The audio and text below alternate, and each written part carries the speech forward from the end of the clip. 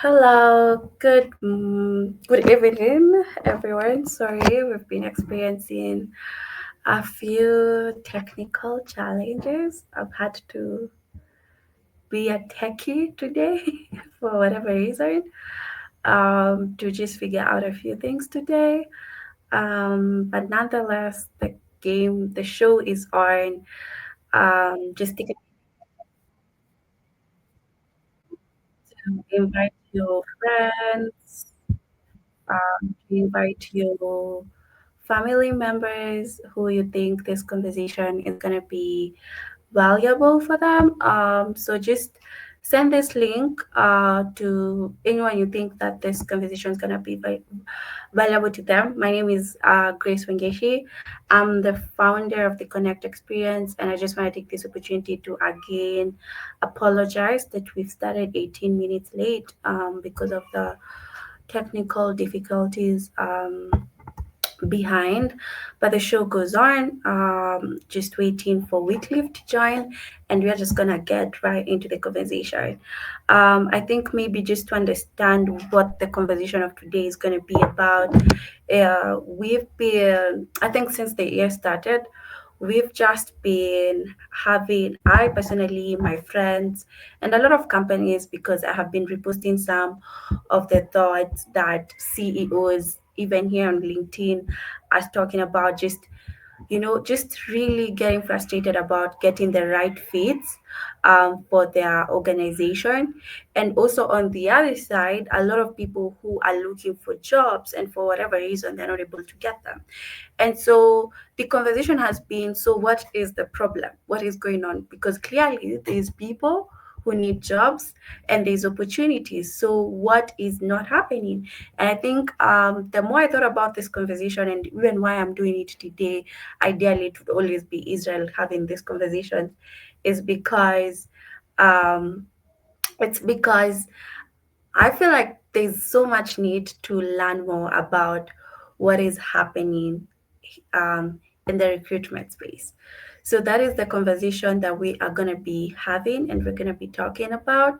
So why don't you go ahead and just share this with your friends, people you think would be very valuable for this conversation. And I see my our panelist is here, so I'm gonna be adding him in just a minute. Um, yes, so let me add him. Hello, Wycliffe.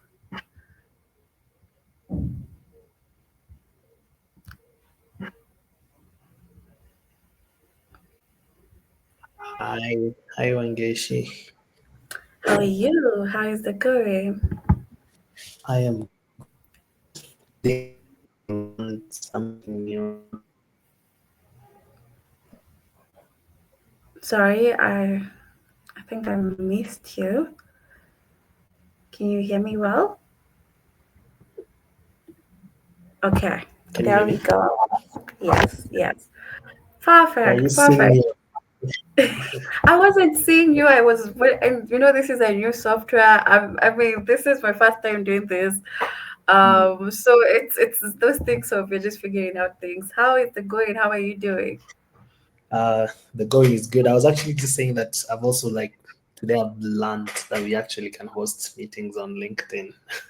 I know it's crazy. It's very. I think I've just seen people do this, and I'll just be like, oh, cool. But today I've gotten to see how it's done. It's like this is pretty cool. Is Yeah. it live? Is it live on the other side? Sorry. Link? Is it live on LinkedIn as well? Yes, it is. Yeah, Okay. I know. It's so it's we learn new things every day, clearly. All right, so we're just gonna get started. I just wanted to say if you have any questions, please feel free to drop them. Another cool feature is that I can see all your comments. So feel free to drop them just on the comment section. But today we're going to have a conversation that I personally requested Wycliffe to have because it's something that has been troubling me since the year started. And I was like, who better to have this conversation with than the person I know is always talking about recruitment. And I'm just not even talking about it, just like I've experienced it, and we're gonna get into how that was like. But maybe just to start on a light note, Wycliffe, do you remember how we met?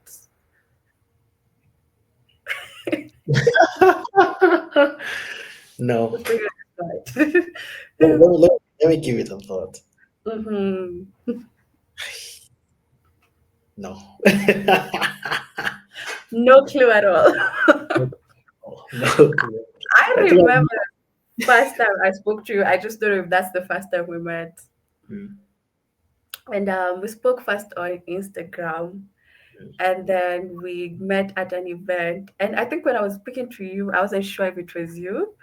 So mm, later on is when I asked my friend, "Is that by chance is that Wycliffe?" And she was like, "Yes, it is."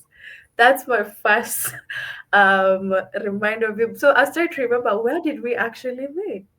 No yeah. clue. So it's Yeah. fine. It's okay.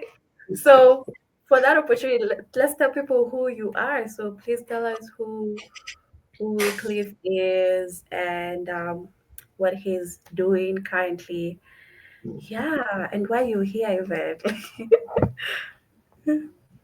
All right, awesome. Thank you so much, Wangeshi, for hosting me, and of course for inviting me to speak to your audience and also like your friends. And yeah, so my name is Wycliffe Orao. I currently work at a company called Geber, where I work as a solutions engineer. I know it's pretty new name for those who might not know. It's a pretty new position, but a solutions engineer is just somebody who understands the pain points of a customer. Then you get to translate it into a business need, and then you actually build it.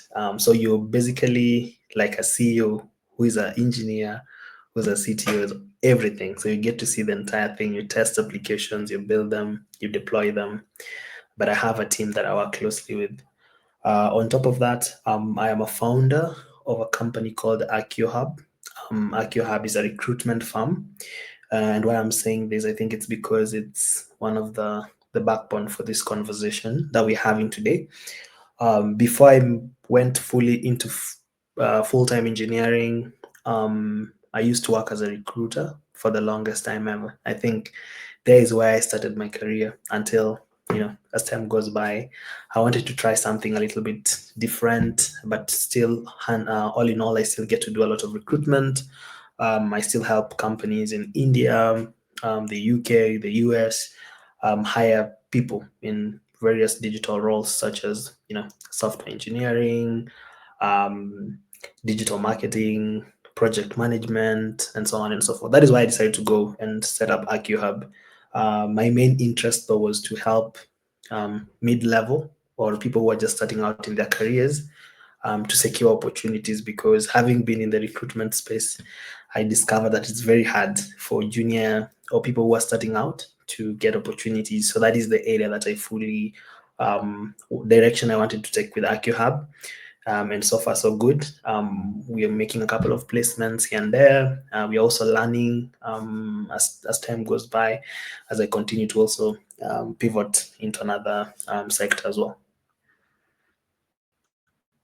Amazing. I think I'm also learning so much about you. I think I have an idea of what you do, but I think Mhm. hearing it today, it's very clear. And so my next question is like, of course, when we were growing up, there was nothing like solutions engineer, like that was not a thing. So how did we get here genuinely? Like how did we get to this career? Yeah, what was it about it? And just like how did you first learn to it? And also what was it about it that made you stay, you know? Yeah. Like I sat in a lot of interviews, engineers, product managers. Like I can basically know the type of questions people are going to be asked and things like that. And I help prepare people on what to say, how to tackle them, or even just prepare for interviews, and even just your your CVs and just how you present yourself at work and so on and so forth. Sorry, I think there's something on my eyes. Sorry. Keeps Yeah. so yeah. So with the age of AI, for somebody who's been in recruitment and also who's very passionate about how roles change, right? I Mm-hmm. figured out that um, software engineers in this role might kill me, but I figured out that the opportunities in that area are shrinking. So if you wanted to be a software engineer, then you realize that the opportunities there are beginning to close. And like we have companies still hiring for software engineers, but right now those opportunities are shrinking a bit based on the trends that I get to see and the conversation I have with CEOs and people who are hiring.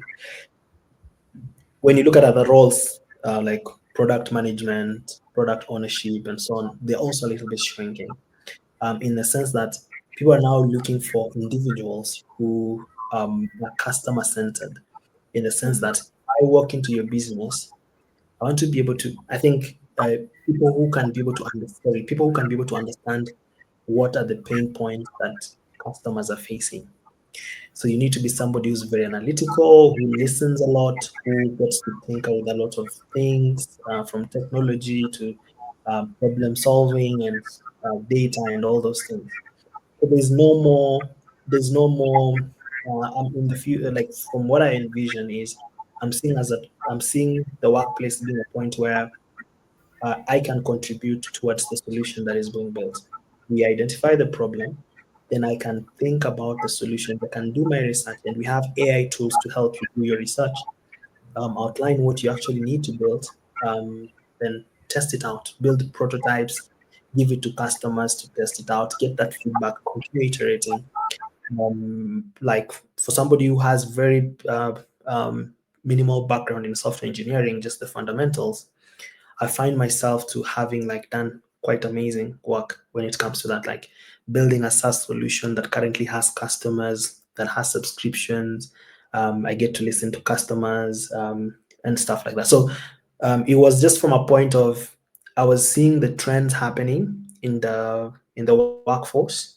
I'm reading the reports by International Labour Organization. I'm reading reports by the what is it called, the UN and so on, just trying to understand what are they envisioning. I'm also seeing the trends within the culture, like within the technical space, and then I figured out, okay, I think this is the best role for somebody who's very passionate about solving real problems. So that is how I transitioned into solutions engineering, and so far it's been good. Yeah.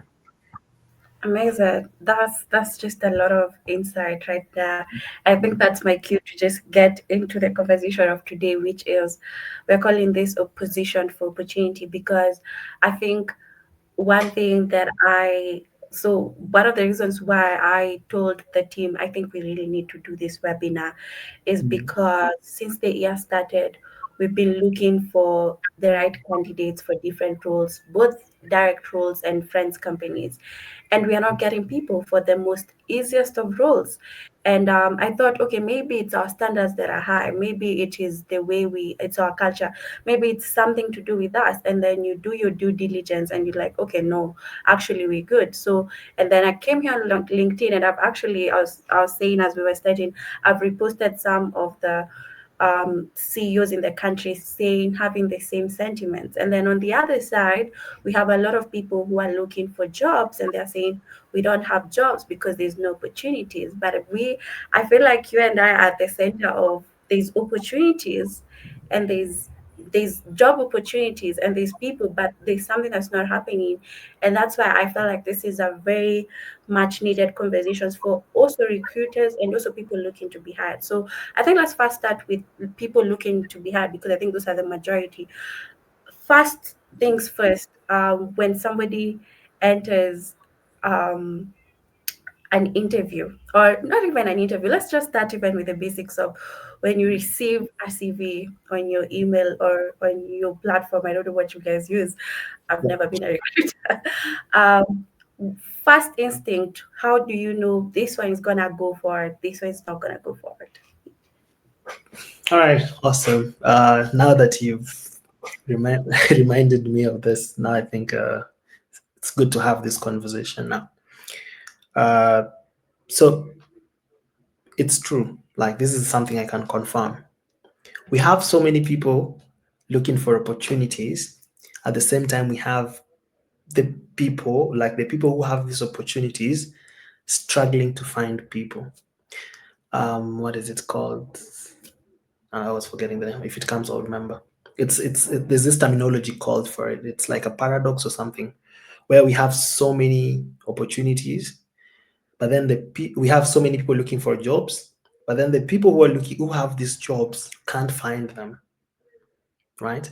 And these people equally can't find these people at some point in time. So it goes both ways. But let's talk about like what happens when I like calling it the mind of a recruiter. So here's Wycliffe. So I'll give you the kind because I worked for 3 organizations as a recruiter, um, and what the mindset, how a day to day look like. So you have account managers. These are like people who go out there and get the sales. They're like, okay, I've gotten DTB Bank, and they're hiring for 5 positions. They come to you as an in-house recruiter, and they give you those 5 job descriptions, and they tell you we need to close this by the end of next week. Sometimes maybe it's given you have about 10 days or 9 days to go about um, closing those roles. Sometimes it's a junior developer, mid-level developer, senior developer, and then you reach out to people, be like, hey, or post the job, be like, hey, I'm looking for this kind of people.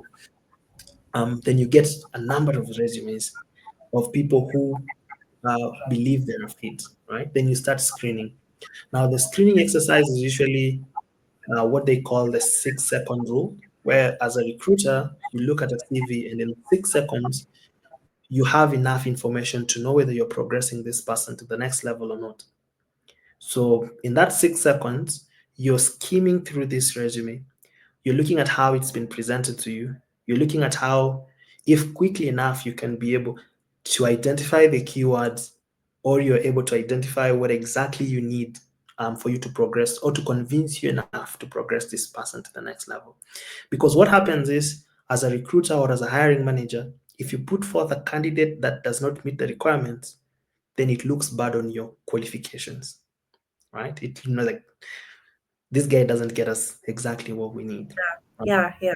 It looks bad on you. So at that time, you have exactly 6 seconds to go through, because we have so many people applying for these jobs. So you have to look through the resume in 6 seconds and ensure you get enough keywords or enough or a well presented resume that can help convince, or can help convince people that this person is the right person to give them the job. So that is basically what happens when you get resumes at first. Okay, all right. A lot of insight there. So it's 6 seconds. Like people should know out there that it's 6 seconds. Like and so maybe to ask what are some of the okay, so let's go back to the title of this webinar, which is positioned for opportunity. And how would you define that? How would you define being positioned for opportunity in today's job market? That's to be frankly honest with you, I'll just say it's a very hard thing to put forward, but I'll try. Yeah, Uh, Let me try. This is what I think. So yeah. position for opportunities just means that you are at you are cognizant of the changes and the dynamics around what it takes for you to land your next opportunity. Like Mhm. you're very self-aware. You're aware of what the hiring space looks like, where the opportunities are, how to go and how to find the opportunities, how to grab them, and how to even utilize these opportunities. Let's say I know where the jobs are. I can apply and get them Mhm. the right way, and when I get them, I can use them to build myself for the next opportunity and so on. That is how perhaps frame that. So I'm hearing a lot of things, but I think you've exactly said what I wanted you to say, and it's that it means that being positioned for opportunity also requires a lot of work on the person looking for that opportunity. It just can't be the person looking for people for this opportunity. So it's kind of two people coming together and saying, let's play tangle here. So, and I think one of the things, and you can let me know, I think one of the things is that it's very clear right now that the landscape is changing. Like what used to be like traditional jobs, traditional way to do things, like walking around town with a CV in your hand, like all those things are changing. True, right? Am I still Absolutely. happy? With so it's changed, but you'll be so surprised at how many people you who are still doing that. And for me, it's like work smarter, not harder, because the landscape has completely changed. So you've spoken about a lot of where these opportunities are, and maybe again to ask you from a recruiter POV, what are some of the small things that often make the biggest difference in the hiring process? I think Very, yeah. Sorry, number yeah. one, just be prepared for a job. Mm-hmm. Like, I think preparation is what makes the difference. People just don't know how much being prepared and how being prepared helps you get your job. There are people who have landed jobs not because they have the right skills, but just because they were prepared. Can, Companies, sorry, can we they break are down the word prepared in, prepared. Oh, yeah, fine. in your Let's perspective? Yeah, let's take an example. I work with software engineers, so I understand that pretty much. Let's take yeah. an example. There's a Microsoft job application for internship, right? Mm-hmm. And then Mm-hmm. there is Archeo Hub, a small startup that just wants a website and a couple of things, probably let's just say Connect Experience is hiring for a junior developer. Yeah. How you prepare for these jobs from the application process to the interview process, doing your research about these companies is very, very important. And they can never be the same. Mm-hmm. A good example here, I know majority of the people on the call, you'd find 7 out of 10 of them have one resume and they're using this resume to apply for every single job that comes across their way. you know? So here's the thing, a social media manager at Microsoft might not be the same social media at Connect Experience or at Archeo Hub, right? Yeah. Or at Safaricom or at Yeah. KCB, right? Yeah. It's the same title, but the qualifications or the nature of what is required within that role is different across each company. Now, it is your work as an applicant to be able to understand that, you know what, I am applying at Microsoft, and this is the kind of candidate they want for a social media manager or for a Yeah. software engineer. And you need to prepare yourself in that, package yourself in that way. Package yourself as a Microsoft material, package yourself as a Connect experience. If I'm coming to Connect as a software engineer, I'm coming in as somebody who wants to bring in new ideas, fresh ideas, somebody who wants to change things, change the status quo. But if I'm going to an established organization, I'm going in as somebody who's a team player who will contribute towards some of the vision and everything they have. Those are very two different mindsets. If they can't come out in the interviews for each and every job, then you Mm-hmm. need to do something. Let's dial back maybe to the resume itself. There are certain things that people look for. You'll find like maybe somebody at applying for a social media job, be like, you know what, I was a head girl back in my high school. I was a class monitor in my primary school. You know, during that time, I ensured that I did this to the teachers and all those things. So you realize that you get a resume as a recruiter, and when you read through it, you just find information that does not that is not necessary for that particular role. So that is why that is how I'd break the preparedness. Just do your research about the company, Mm-hmm. revamp your resume in line with that. People say, "Oh, but I can't. I'm applying for 100 jobs. I can't have 100 resumes." Mm-hmm. To be honest with you, I think you can have 20 resumes and apply for 5 jobs with one, each 5 jobs with one resume. But if you find yourself dumping your resume in each and every role, hoping that it fits, then you aren't prepared enough for your next opportunity. When Yeah. you're going to the job interviews, mindset, understand the culture, understand the vision of the company, communicate as one of them, speak the language they understand. Don't go in at Microsoft, be like, as an intern, I will ensure that I lead a team and ensure all these things. That is not true. You need to put Yeah. yourself. That is how you get to prepare yourselves for the opportunities that are available.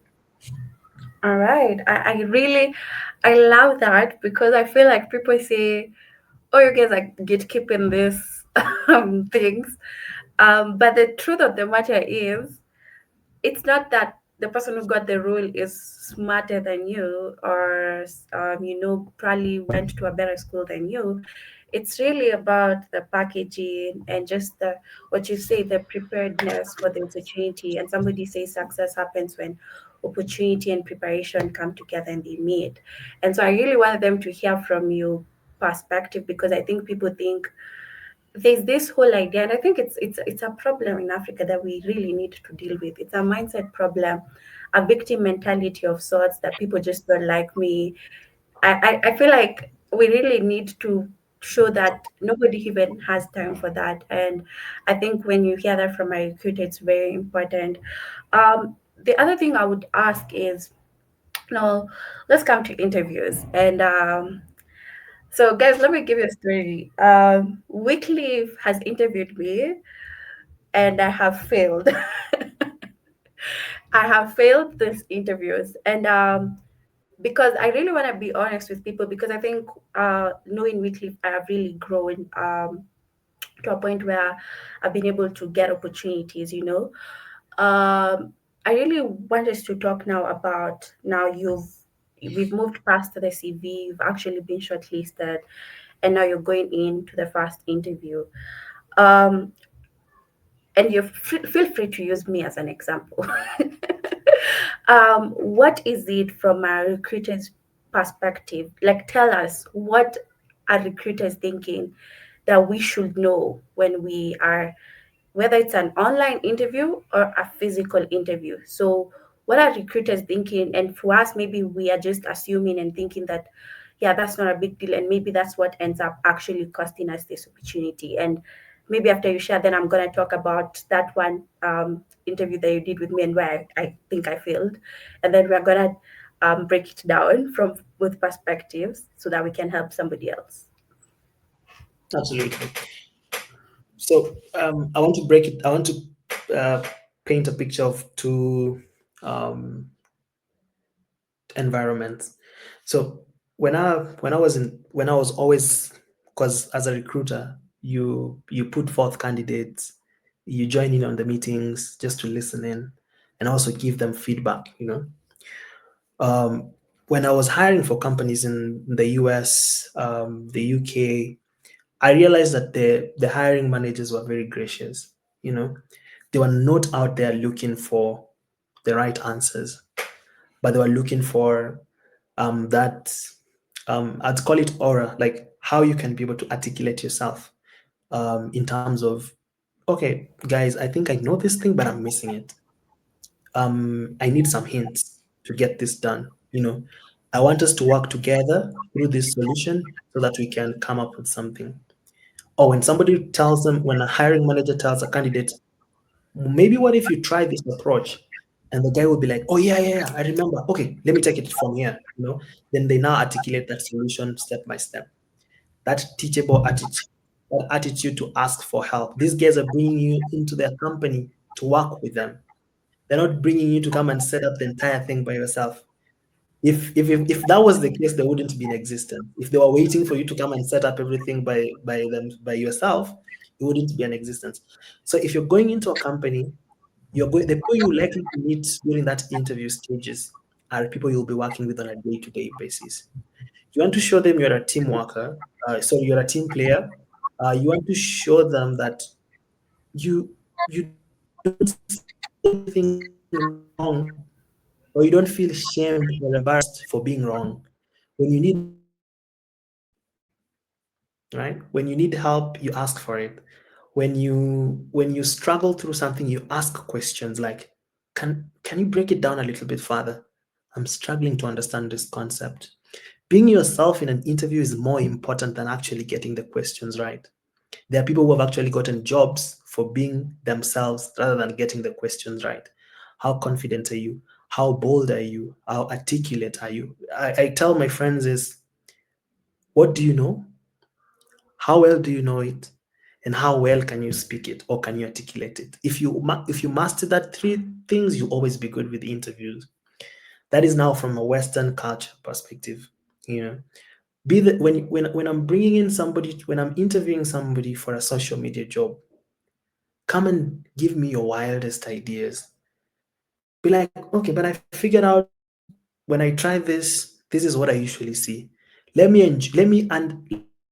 experience, because if you leave that experience, if somebody just comes to an interview today and tells you, there was one time I woke up at night and deleted our social media platforms, and then on the next morning I installed all of them, and our numbers grew. I changed our names, changed everything, and our numbers grew by 120%. As a hiring manager, you'll be like, wait, that was very ridiculous, but how did you, like, this guy? It leaves an impression. Even if they're making their decisions at the end of the day, they're like, but what do you guys think about that boy who deleted like the entire social medias? And I'm just using that as an example, just to show you, I'm not saying you should just go do things like that, but I'm just showing you how being bold leaves an impression. People cram answers to interviews, which is so funny, especially in Kenya.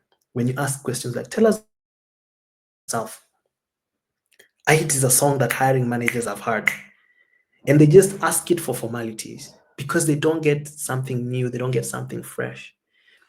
Five people come before you, they introduce themselves the same way, you come and introduce yourself differently, you leave an impression. When you ask questions in an interview, just respond to what you've been asked.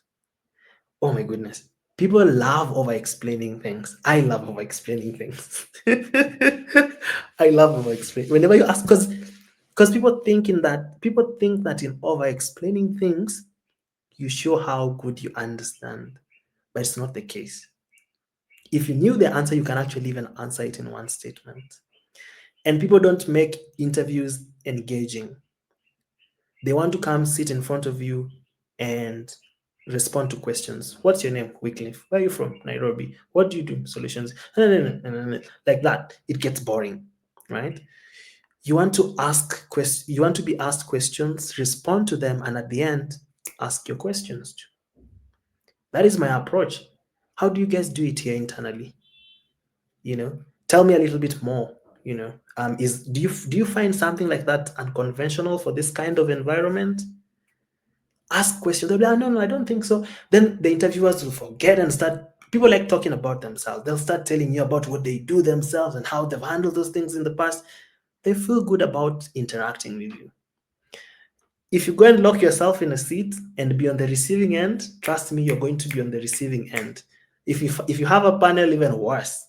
One person is going to ask you, and because they'll be like, oh, I asked the toughest question. You see, he struggled to answer that one. He thought he was smart, those kind of things. But you keep them engaged, ask them questions. That would be cool. Another thing is, I think you also need to be in a position where you can just be, oh, guys, I don't know. Yeah, maybe, I don't know. Yeah, I have never encountered something like that, and that's fine. Hey, that's fine. If you don't know, you don't know. Okay. Just say, if I'm given more time, I can ramp up on this area, I can learn. I'm a very fast learner. But don't get one question wrong and start panicking and forget everything that you've been preparing for the last 3 weeks just for this particular interview. Just go into the interview knowing that there's some questions you won't know. And it's not your fault. It's just because no one can know everything. And if you don't know it, don't start going round and round trying to confuse people and thinking that perhaps they will see you. They will see you at the end of the day, they'll see you and they'll be like, this guy is playing games with us, and you don't want that for yourself. So I think that is, and there's so many things we can learn on the interview, how to handle interviews, but I think that is one of the things that is those are some of the things that can come top of my mind at this point.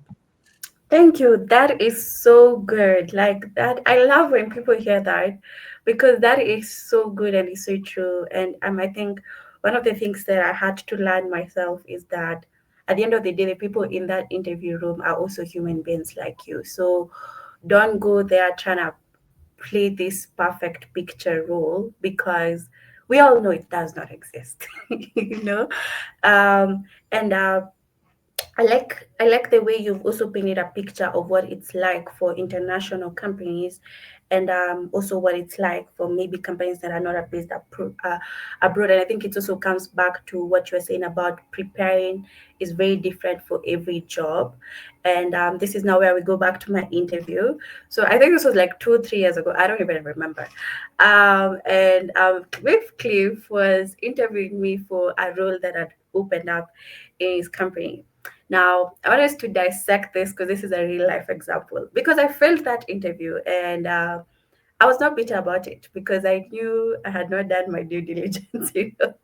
Um, so let me say what I think happened on my side, and then you're also gonna tell me if it's true or if it's not, and also what else on your side as a person who was interviewing me. So this is literally interview. I'm the interviewee. He's the interviewer. Okay, so it was a role for social media management, right? Yes, it was digital marketing consultant.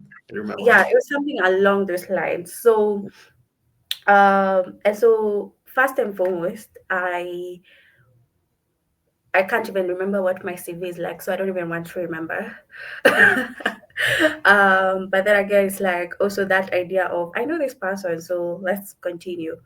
Um, so second, it was an online interview. So instead of looking for headphones for a not a busy background, a place that's not quiet. I literally just I think I took it outside or something and I can't even no, I was in Java, yes. Java, oh yeah. Yeah, Java, Yeah, okay. so then I had no noise canceling headphones at the time. So you guys can imagine the noise. And for me I thought, oh, I mean they're gonna see I'm in a coffee shop. They're gonna see I'm very serious. I wasn't. Then the other thing is I think I have a lot of personality to me, but I think the whole idea of knowing when to tone down and knowing when to show it off, I think is something that I've had to learn. So I think I came with because you and your colleague were there. So obviously for the colleague it was the first time she was meeting me, and I think the first thing was this girl is too much. Uh, and I wasn't really answering the questions. I was answering my own things back to the over overdoing it, like And I had confidence. I think one thing about me is I will always have confidence, but it was not the confidence. It was an overconfidence that is not needed. And right now, I usually call it now on this other side is people who talk a lot but they don't do much. So it's a really big turn off. And now I'm saying it as a person now who's sat on the other end and seen people who have so much talk, and it's like, oh, this is such a turn off. So for me, those were like the 3 4 things that I was like, okay, those are things that I would have worked on and improved on, and that's why I didn't get that role. So I want to hear, was that correct? Did I judge myself objectively? And also, please feel free to roast me in front of people. This is going to help them. Let it be. Yeah. No, yeah, I agree. I think that was the first one, and then I think the second one after we had kind of worked on a couple of things, and you secured the second role, right? Yeah, Yeah, yeah, yeah, which yeah, was no perfect. So I'm okay to handle this one, the first one that you. Yeah, no, yeah. it happens. It happens. It happens to anyone. Sometimes when we are really looking, when we get opportunities, we get so excited, or maybe sometimes so scared that we want to do our best. But sometimes it gets into the way, the point that even the people who are looking to have me can't, just because of there's so many things that are clouding my experience or my skills. Um, whatever happened to you at the Java place, I remember calling you later and be like, hey, the Java place was a little bit noisy. I tried sending you a text. Sometimes you don't want to send a text to somebody during that time because they might be spooked and they're like, oh, so what do I do? Shoot, where do I run? And then it messes up the entire interview thing. It's just to give you to add on to it, another example. There was one time we're hiring a senior engineer in Kenya for a company in Australia, and the guy was looking for $7,000 salary per month. And at the back, there was somebody. I don't know if he invited a fundi or that day there was just a neighbor who decided, you know what, it is a day to fix my stuff.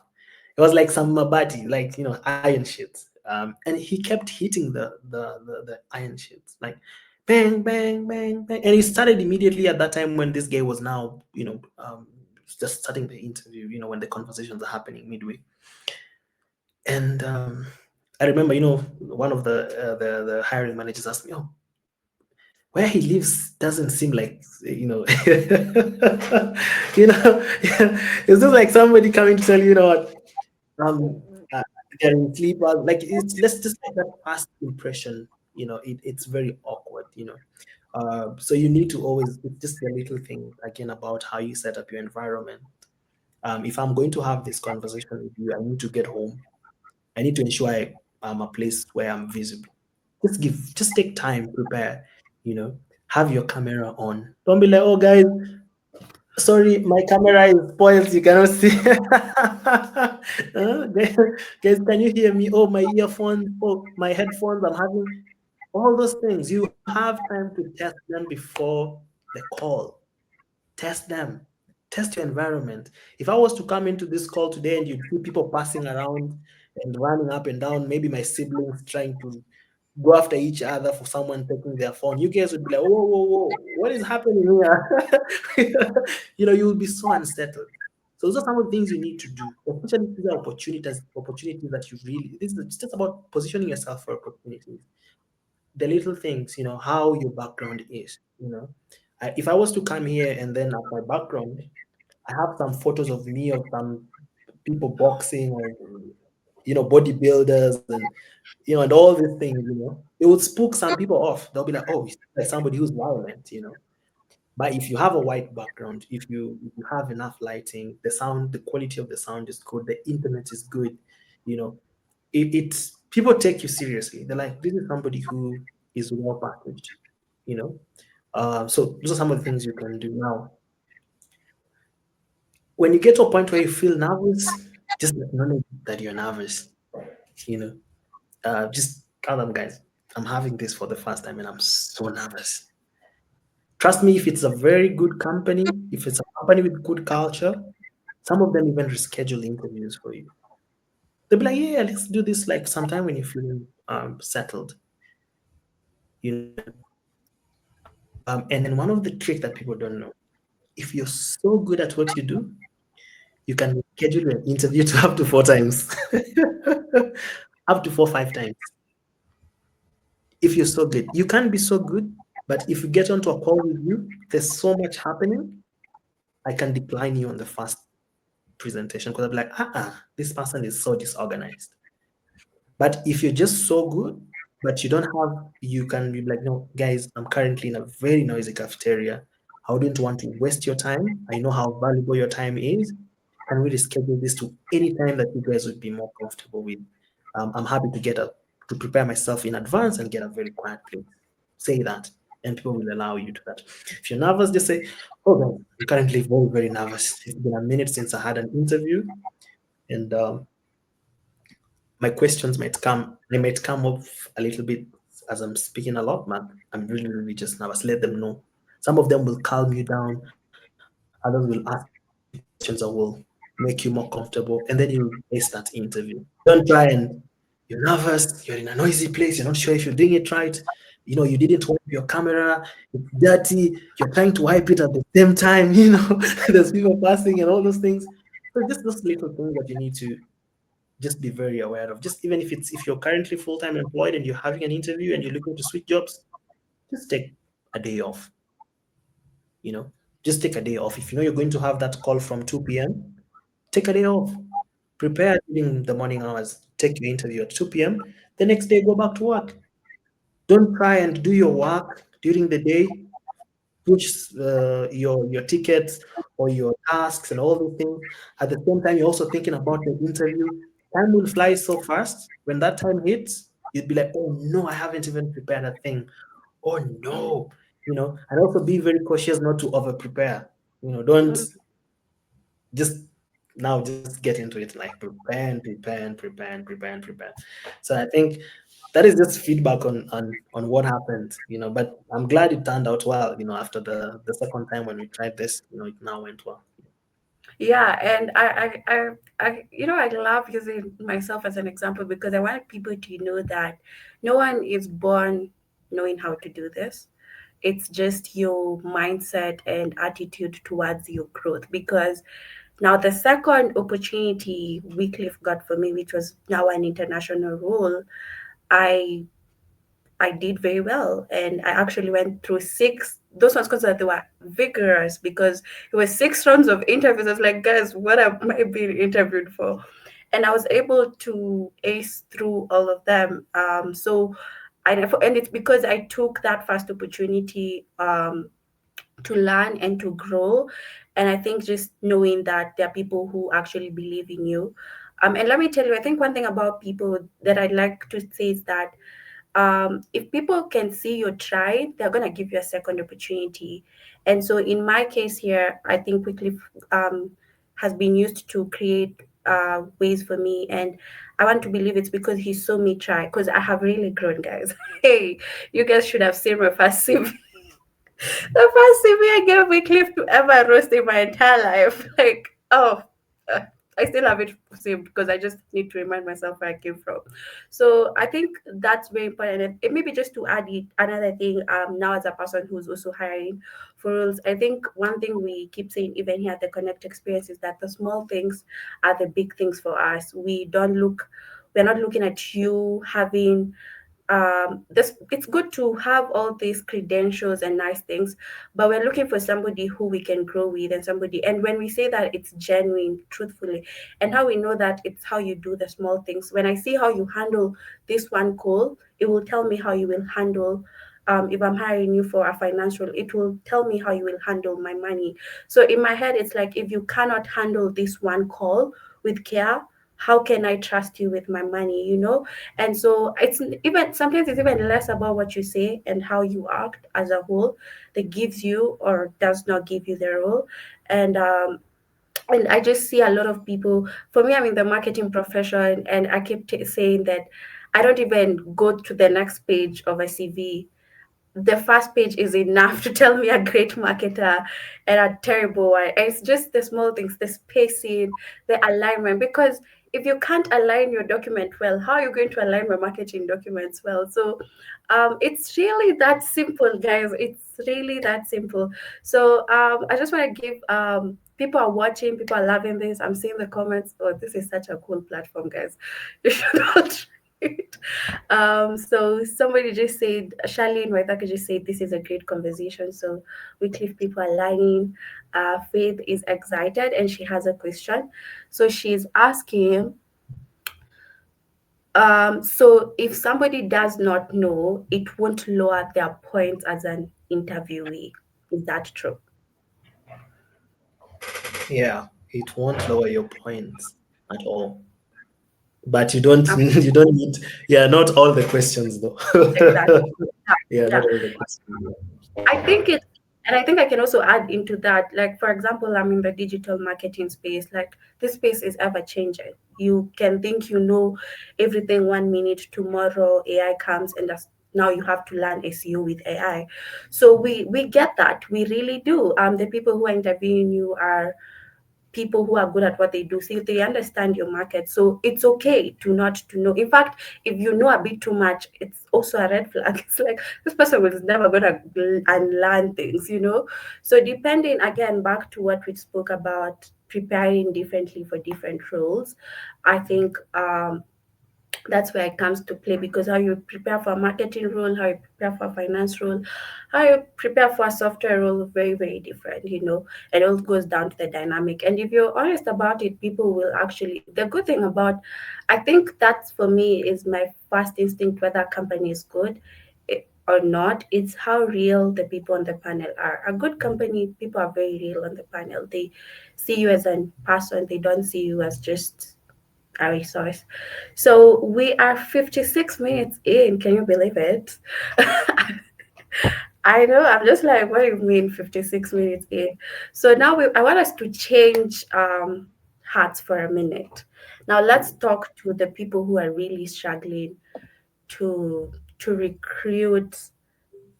I just saw a colleague of mine, Lexa, is in the call. Oh my gosh, that is such a surprise. Hi, Lexa. Anyway, let me come back here. um, let's talk about people who are looking to hire for their roles, and I'm speaking as one. We are not getting these people. Wycliffe, we are not.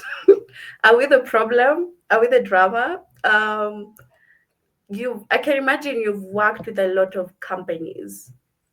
um, what do we do? How do we prepare? How do we go about it? I mean, nobody teaches you nothing about hiring, and what can we talk about culture?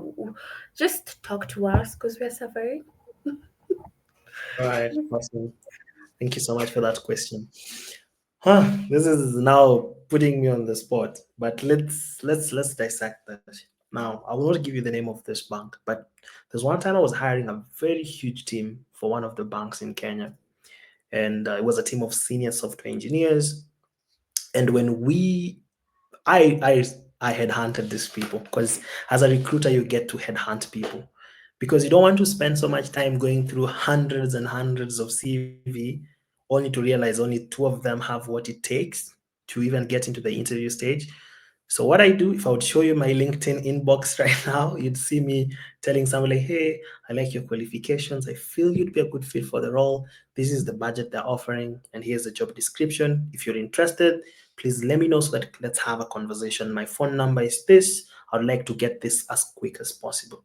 That is a headhunting line I use quite often whenever I see people that have the right skill set.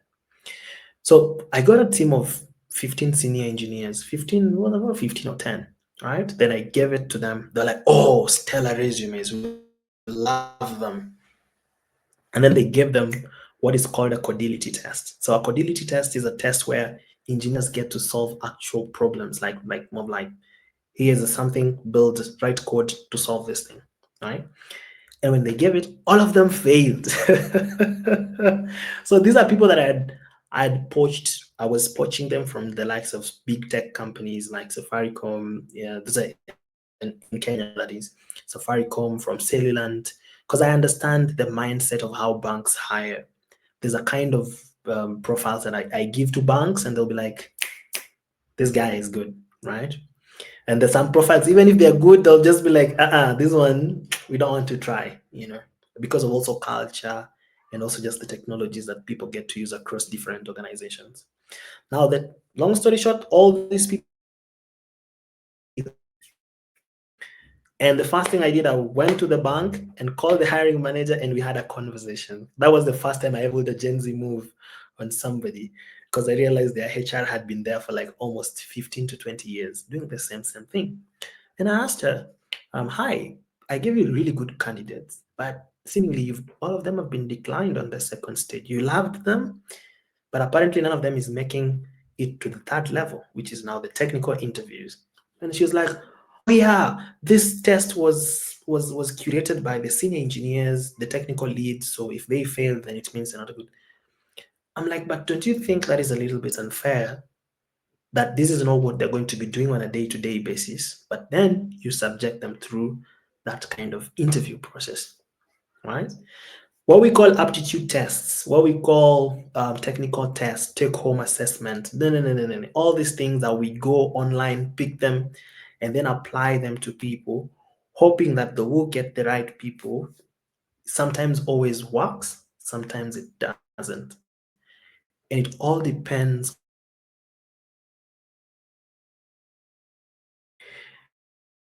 the individual. If I was going to hire for a hiring manager right now, and I was going to hire for somebody to manage my social media platforms for Archeo Hubs, for Archeo Hub, first I will understand which kind of person am I looking for in terms of a personality, right? I don't have to even, and maybe people will please do your own research. What you see on LinkedIn, what you see on WhatsApp statuses, Instagram, all these companies doing this and this, it's only 5% of the available jobs in the country. 95% of the jobs are available when you go out to those connect mixes, when you go out and meet CEOs, when you come and meet people like myself who are always hiring on a day-to-day basis and have that relationship where you're like, hey, this is what I'm doing, this is what I've done so far. Whenever you see something, it leaves an impression on someone. Next time they see somebody's hiring, they're like, oh, you're somebody. I have a friend who's a content creator, and he was telling me about how he's been struggling to manage his personal brand and the digital marketing of the entire school. And I was like, in my circle, I have so many digital marketers. Can we have some time next week and discuss this more? Let me understand who you get exactly are you looking to work with so that I can ask them to meet you and you guys can carry forth the conversation. That is how people get to get jobs. You meet a CEO, you tell them what you're working on. It leaves an impression. They look, but back to the interviews. So, as hiring managers, as companies, we need to ensure that our hiring is very true. It's not superficial. You don't need, you don't need 7 interview steps to get a quality candidate. You just need to be very, very deliberate about top qualities that you're looking for. And in our era where everybody gets to scream of how good they're so good at something, you want to take your time as a hiring manager and dig deeper into their work. you know if they claim to be a social media manager, do they have a social media account themselves? What are their comments on LinkedIn? Are they sharing people's work? Have they shared something thoughtful that blew your mind as somebody you're looking to work with? You know, you'd rather go for somebody who's very curious about the space, they're very active, they're actually walking the talk, and hire them than post out a job ad and get all these people send you their resumes with chat GPTs. Because when you get them into the interview stage, you will be disappointed. All right. And that is what we as recruiters are very good at. We know how to separate the wheat from the chaff. Like we'll just be there, be like silent, listening to you. But then we spend so much time going through your work more than going through your words, because your words don't mean anything. It is your work that does. If they're a junior person, what are they doing? Are they taking courses? Are they, you know, every time I see young people who are just getting into the space, be like, I attended a Connect Mixer. I was able to and put some. I was able to speak to this person. I like how they do this. I like how when they put out an article about it, when they put out a post about it, I'm just like, that is somebody who doesn't need to be paid to build themselves or to grow themselves. Those are the people you want to go for if you're looking for quality hires. But I'm saying ensure that your hiring process is not superficial. Don't be like, oh, I want resumes. You'll get 300 of them. Once you get 300 of them, you go through them, you'll get only 4 people. You bring these 4 people, you realize they're very good chat GPT users and they don't have what it takes. And when you interview them, you'll be like, oh my goodness, I'm so tired, and be very open to to individuals who are in the transition period. That is, if you're not looking for something too, if you're not looking for a leader or a manager in that particular department, that person who's at the brink of just being able to, who wants to transition, somebody who wants to try something new, they have some fire in them, and if you can tap into it earlier, it helps propel that department or whatever you're trying to do at an early stage. So you have to be very tactful around how you're going about the person, and most importantly, you'd rather put a lot of emphasis on the personality than on the skill set. Because as a CEO, as a founder, as a hiring manager, there are things you already want to be done. You have these ideas. You just want somebody to come and add a little bit of flair and spice into it to make it blow, right? If you bring somebody who's going to be like, you know what, it's you guys brought me here. It is my way or the highway. You're going to spend so much time aligning. You're going to spend so much time trying to shape their personality. They are skilled, right? But when it comes to just getting, because you need them to work with team members. So you're going to spend so much time aligning with those people than even getting the work done. So that is some of the things you need to look out for. Yeah, just know where to get these people. Yeah. I love it. I love it so much because again, it goes back to just being the way we are saying the people being hired should be realistic. I think also as employers, we also need to be realistic about our processes so that we're able to get the right fits. And I think I have tried to do like a job art, and no, no, guys. Let me tell you one of the things I've discovered lately about job ads. I've Yes. realized companies actually use job ads to promote their SEO. Oh, really? Yeah, Wow. yeah, yeah. I was like, that is Which wild. So there are people who that just post jobs for the sake of posting it.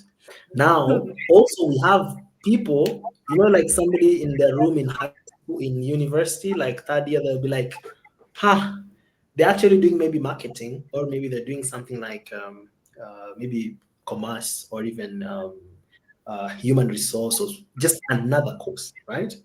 But then they see an opening for a medical intern or surgeon, in-house surgeon.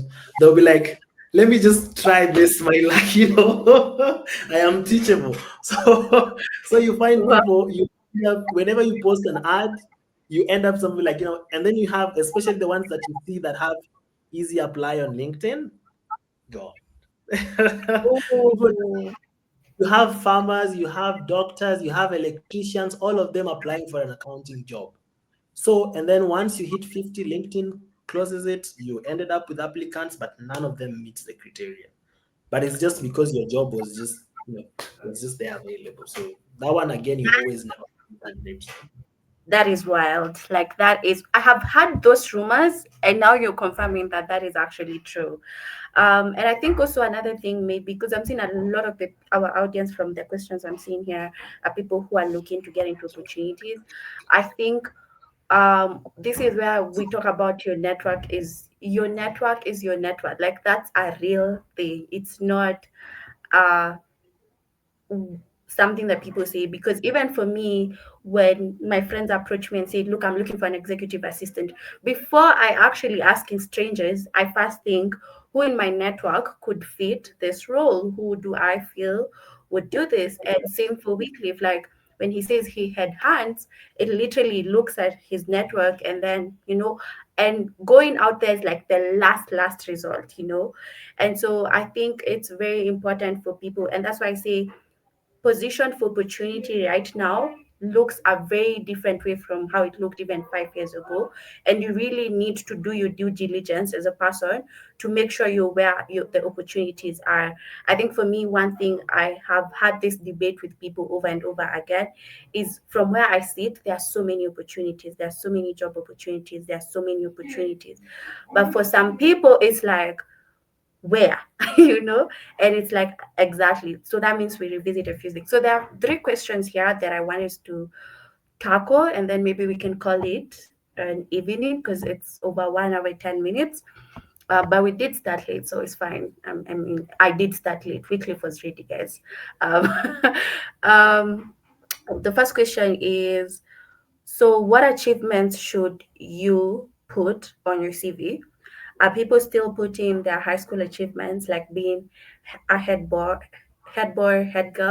And just to throw another one in that question, what is the fine balance between not being too polished on your CV and being relatable, but also not putting things that are, so let me give an example. Like if I see a CV where I don't see something that I feel, oh, I would love to know more about that, like just something like I love hiking, I just feel like you're too strategic, and it's for me, it's a yellow flag. It's not really a red flag, but it's a yellow flag. But sometimes some people overdo this. Like now they put the way they were head boys, the way they were. So what's also the fine balance of that from a recruiting perspective? All right. So there are certain things that are just no at this particular time in your life. If you still have them on your CV, man, you definitely need to change your photo, you know, your gender, your country, your marital status, your ID number, your PO box. What else? What else do I always see? Information that is not relevant to that job. Just discard it. If you have these three things, it's enough. Your name, your email address, your LinkedIn link, and it should be clickable. If I click on it, it should redirect me to your account. People usually just have links that don't work. Email address, full name, and LinkedIn. It's enough.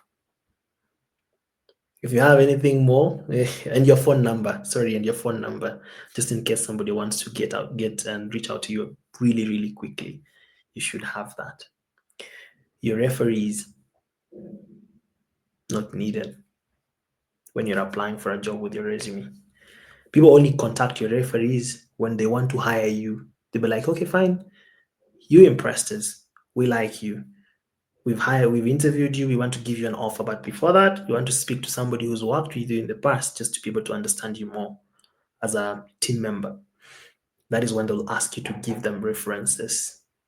Yeah, Faith, PO box. No one is going to send you an email. Someone's going to send you a mail. So when you apply for a job, so you don't need to have it.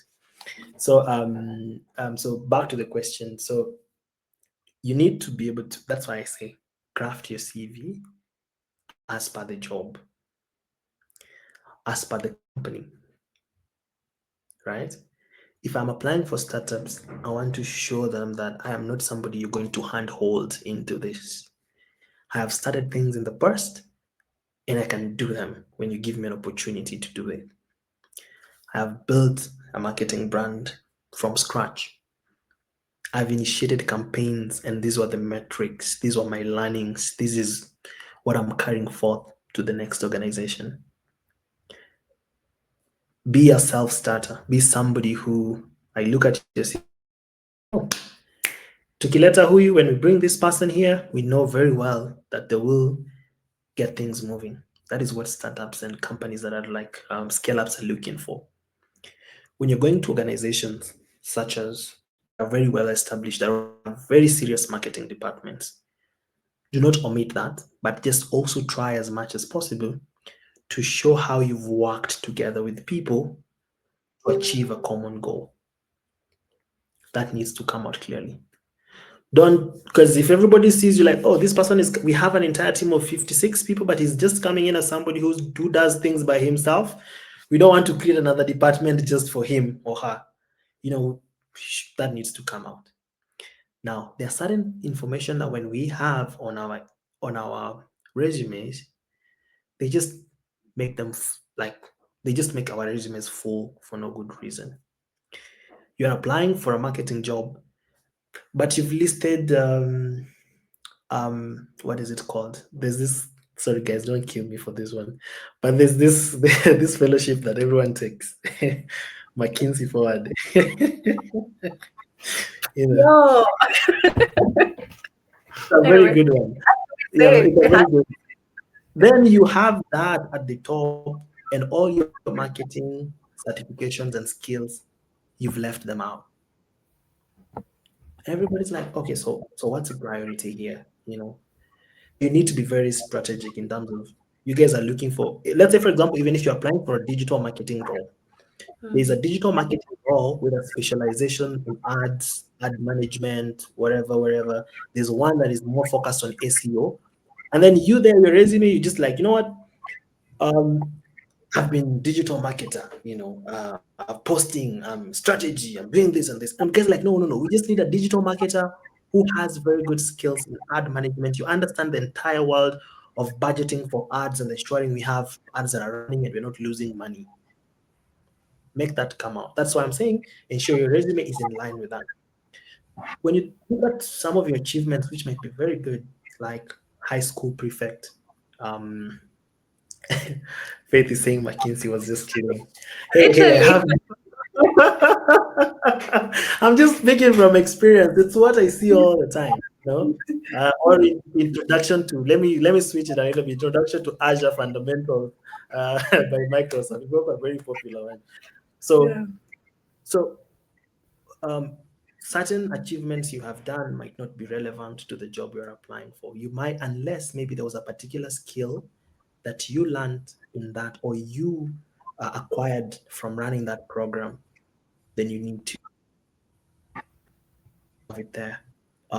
It's possible, even if you have like gaps between some of the these things. Just say I have here. I was doing something that was not related to this particular role. You know, something like that. So high school, primary school. You know, people actually go even and have their KCP marks. They'll be like, "You guys are looking for top performers, but me, I had 102, and I want you guys to accept me in my from my KCP exams. Oh, don't worry. In high school, I got an D minus or an E, but I still believe I'm an eligible person for this. Like there's certain things you put on your resume, they just shoot you like it's just you shooting yourself on the foot. So you need to be very careful about them. I don't know Yeah. if that's Yeah, that makes a lot of sense, and that's very important. Like, and maybe just to add, and it's not just even for like the irrelevant things. Sometimes you just have like, you can have a lot of experience, and that's nice. But I think one of the things that I have been told, you need to understand who you're working with. Sometimes a lot of experience is not good for you. Sometimes a lot of experience is good for you. So you really need to get into the details of what the role you going for. Now, there's a question here. Does this mean you shouldn't make our resumes using ChatGPT at all? Like ChatGPT should just not see our work. have you guys come across um emails and chats from people be like at the bottom there's be like something like do you want me to enhance this response better? And somebody has sent you an email and they have, do you want me to enhance this? I'm just like, did you just copy this? It's sure it brings out a very bad image of somebody who, I'm not saying ChatGPT is wrong. I'm just saying if you use it weirdly, people even put things on ChatGPT on their resumes from ChatGPT that are not in cohesion with what they stand or believe in. Because you remember your CV, let me give you, if you forget anything, here's one thing that you can remember. Your CV is like a trailer of the movie, which is yourself, your experiences, and your education and your skills. Within that 6 seconds, I really need as a recruiter, I need to want to watch more about you because the trailer was just awesome. So if your CV is full of things that the expectation is here, and then when I meet you, I'm like, hey, what? I thought you that kind of thing, you know, it works against you. So that's why you have to be very careful. Um, that GPT of definitely, I'm a huge believer of using AI tools to make work easier. I use AI tools every single day, but you need to be very careful, you know, not to just paraphrase everything and let ChatGPT do everything for Yeah, us. Not yeah. And I also wanted to say that same thing. I think again, I go back to work smarter, not harder. And part of working smarter is I think AI tools are here to help us, but you need to be very careful. Just use your okay, let me just say this, just use your common sense. Uh, and if you're going to use ChatGPT, just make sure that every word you've put on your resume, if you're asked about it, you can actually defend why it's there. Because I've also seen people in digital, there are a lot of self-proclaimed digital marketers. Okay, that's a rant for another day because if I start, I would finish.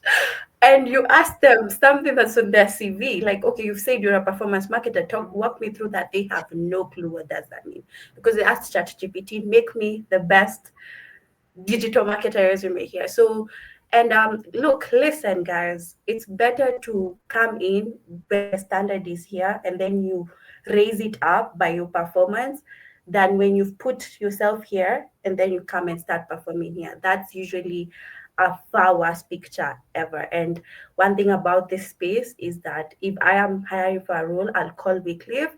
And if Wycliffe remembers you, not in a very good light, that is how you're not getting the role. So you have to be really careful about how you put it out there. So you can use it, but yeah, Yeah, it's a very small community. extremely small. You will be so shocked. The other question, I think we will close with this. No, I have one more question to ask. Um, Thank you for the continued insights. This is Bilha. My question is, when you say you already know a given personality you're looking for, what exactly do you mean by that? I think every company, um, you understand your the workspace. There are places where people allow you to express themselves. People are allowed to express themselves as possible. Today in the office, we were just shooting a TikTok video with my with my colleagues, just I to saw that. for the first time ever, and I was so Is excited. that Wycliffe? I was there, moving like a robot, but regardless, it was good. Yeah, we all start somewhere. This is the start to something. Yes, yes, absolutely. And that was just in front of our COO's office. And when we sent it to the company group, he was like, "Yo, this is wild. This is so nice and stuff." And we've been shooting a lot of TikTok videos recently in the office, just to cool off and just get to have fun and also just get to know each other. If you had to do that in a bank, it will be another story. It will be another story. Um, so it depends with also the as a as a as a on. I'm assuming Billa is maybe asking these questions from a point of I'm a hiring manager, or maybe there are companies they already have built a culture.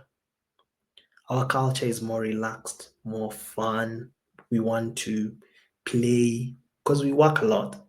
We want to play also a lot as we work a lot because we believe there are certain things you get to understand about your colleague when you share a meal, when you dance, when you do all these things. There are cultures where the meticulousness, the nature of seriousness of our business does not call for TikTok videos in the middle of the office. So if I'm going to bring in a personality into the office right now, if you bring somebody from that environment, it will take us some time to loosen him off a little bit, because it'll be like, you guys just stand up like that and start dancing. And when I am from a very free space, free environment, and I get to an environment where we have elderly people, we have people who they'll be like, these Gen Zs are misbehaving. Before you know it, HR calls you and you all these things. So those trade-offs, when you're in a business environment where you know how your clients behave, right? You need to bring somebody who's very comfortable, who can take all that anger, all that frustration from the customer and bottle it up and still go ahead and do their work. If you bring somebody who will be told, hey, this thing is not working, there's so much bugs, there's so much, and they'll be like, oh, no, what? I'm done. I'm done. I can't take it. I can't take it anymore, guys. Then you struggle a lot in finding the best fit. So that is why even hiring managers who understand the pressure, the work culture, um, you realize that they tend to add that. They'll ask you questions. They'll throw a little bit of fun questions at you. They'll be like, if you were to come to the office and find our CEO dressed in a hoodie and maybe sweatpants, what would be your thought process? And then you there will be like, oh, no, no, no, that is unacceptable. He's a CEO, is supposed to lead by example and all these things. It kind of brings out, a different kind of personality and culture that you already have embodied at that particular moment. And some of them might not be able to gel easily with it into that particular setup. So I think that is what I'm speaking about when it comes to personality. If you're hiring, you know the kind of person you want, somebody to challenge you, you want somebody to work with you want somebody to support you. So you are looking for those kind of personalities during the interview process. Yeah, and I think that ties into a bigger conversation about work culture and the different cultures out there.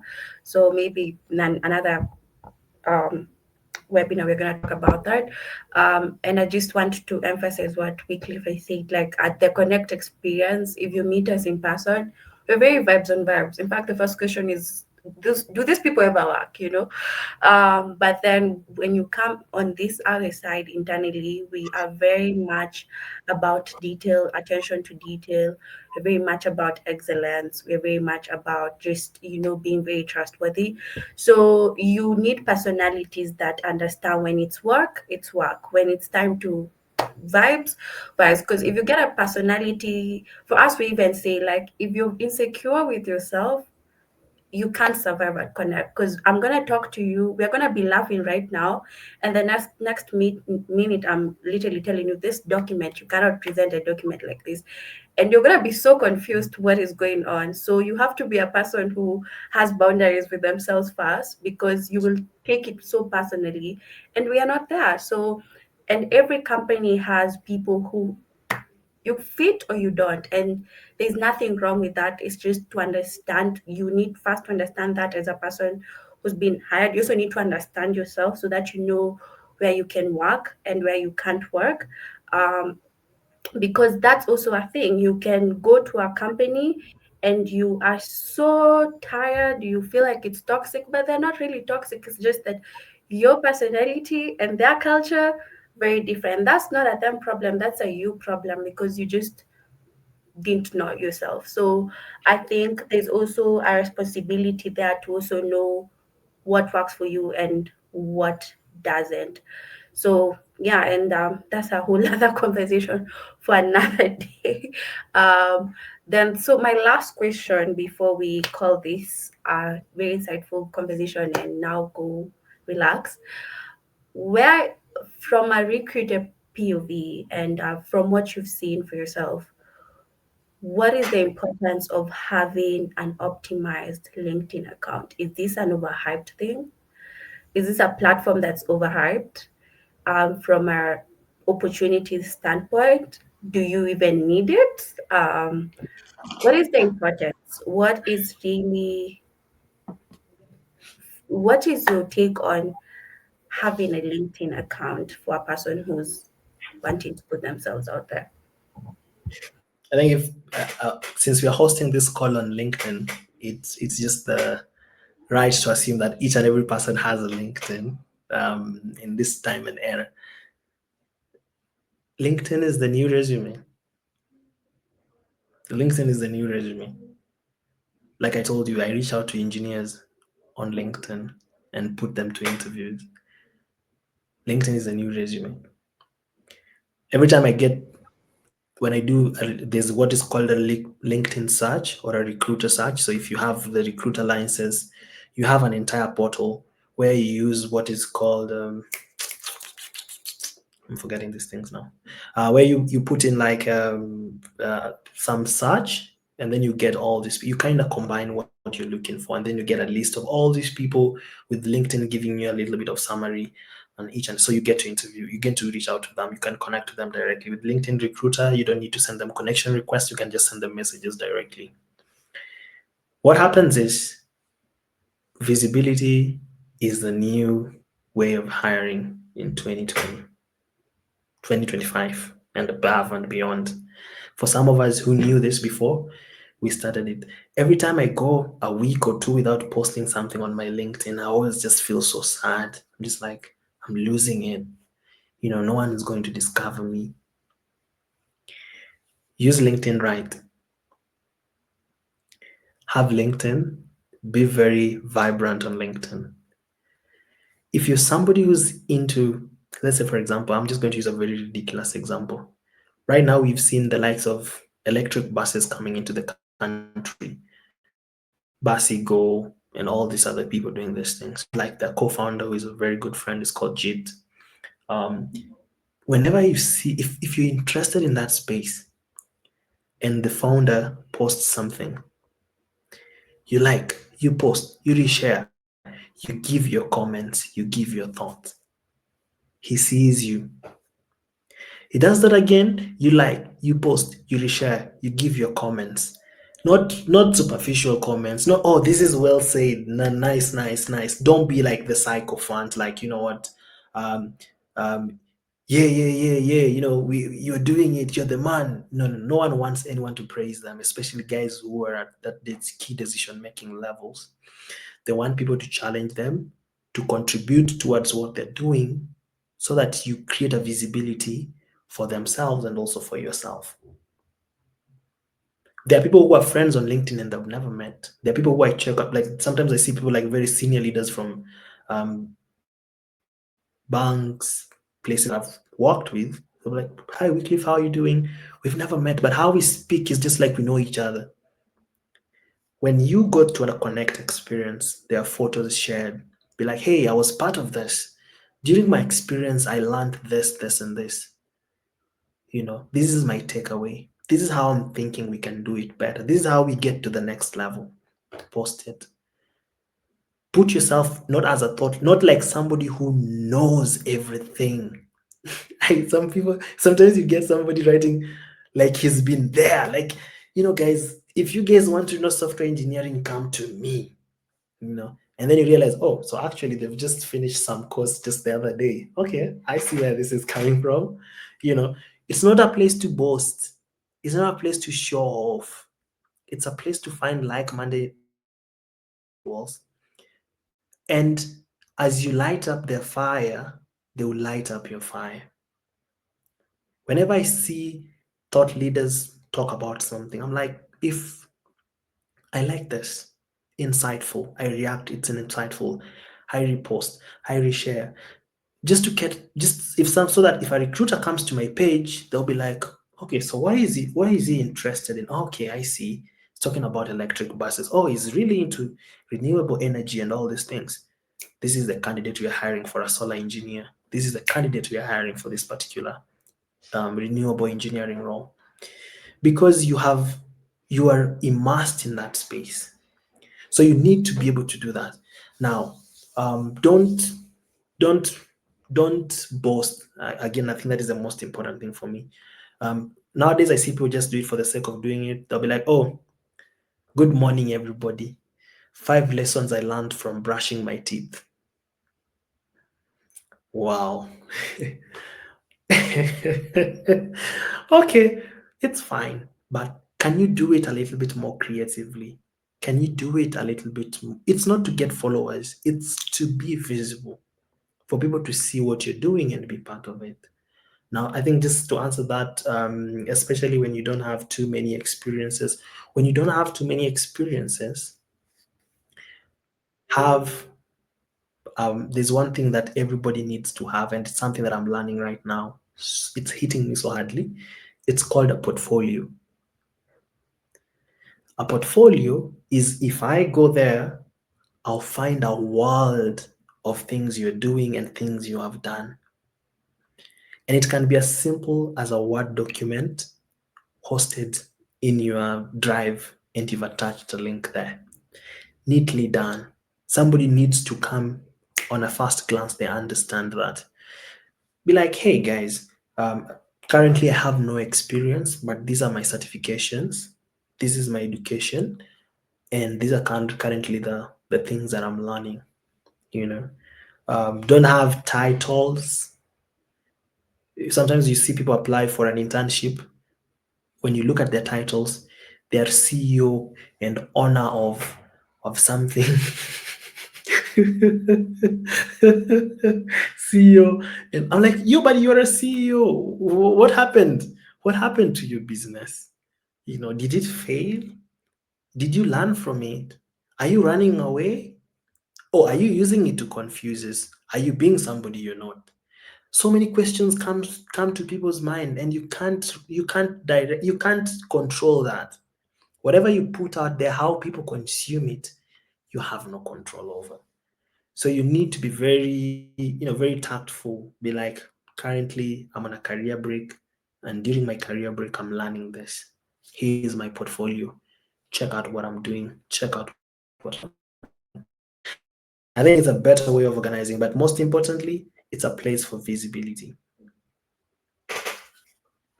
All right. Thank you so much. I mean, like, I wanted to add a lot of things, but you've said everything. So we are gonna leave it at that. But I think I hope you guys are listening. And I think one thing there's a myth that I wanna debunk is that those people you're seeing get those dream roles, those people you're seeing get those remote roles, those people you're seeing get opportunity, they leave this job today, tomorrow they within 2 weeks they have another job. It's not because they have whatever you think they have. They have the same tools, they're just making sure that they're using them the right way. And I hope that this this conversations has given you so much more light and insight into that. And we're going to continue to have such conversations both online and offline. This is why we say come for our networking mixes, guys. Wycliffe is always there. You know? And we always say you don't know who you're talking to, so it's very important that you learn also the how to move through life strategically. And so this is some of the tools, and I hope this conversation that we've had with Wycliffe has been very insightful. For me, it has been very insightful. I've had so many things. I'm like, oh yeah, that, you know. And I hope it was also insightful for you guys. Please follow Wycliffe on LinkedIn. I know he's around at around Wycliffe, and also on Instagram. It's Wycliffe around. Is it, or is it the same? You can see, yes, just the same. You can see my latest post, guys. You know, And if they wanted to reach you more directly, how would they do that? Because people don't believe we reply to DMs. They just don't believe it.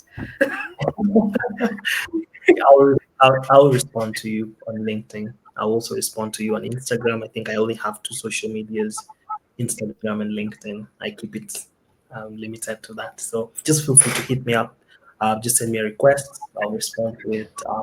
Whenever you need more conversations around how to help you even further, I'm always happy to share my contact. Then we can always catch up and talk more. Yeah. All right, there you have it. There you have it, guys. We don't gatekeep. We never do. And thank you so much, Wycliffe. This has been so amazing. I know you've been very. Wycliffe has been so busy. On the behind the scenes, we've actually been praying for him with our fellow friends so that he does not collapse. So for him agreeing to do this is so I'm so grateful, and I know we are going to. We have so many things that we're planning to work on with Wycliffe, offline and online, just to at the end of the day, I think we all just want to see people improve their lives economically, and that's why we do even what we do here at the Connect Experience. That's the whole goal, you know, people to reach their goals, people to afford their life, like the bare minimum. And we just want to work with you guys. Also, feel free to follow the Connect page. If you guys want to be added to our community, DM us. We will reply to you. We'll show you how, and be plugged into all our other activities. This last quarter, we have a lot planned for you. We're actually a bit concerned. So just plug in, and you never know. I want to say I have seen people get opportunities from the Connect experience, and I don't say that to just from I have seen it with my own eyes. Just one conversation, and people were in rooms they were dreaming about. So just plug in. You never know. And this is the first step of it. You being here is and investing your time to this conversation is the first aid. So continue to do that. Bring your CVs, let us roast them. We will do that gladly for you. And we'll see you guys in the next conversation, whenever it will be. Thank you, Wycliffe, so much. Any parting shots you have for us? Guys, learn AI. Learn AI. It's the next big thing. Learn as That's right. much as. Yeah, that's what's up. And thank you so much. And have a lovely evening to everyone in Kenya, to people all over the world. I saw some people from the US here. I think it's around 11 a.m. So all the best, guys. But yeah, have fun, and I'll see you guys in the next one. And thank you guys for joining us today. Bye.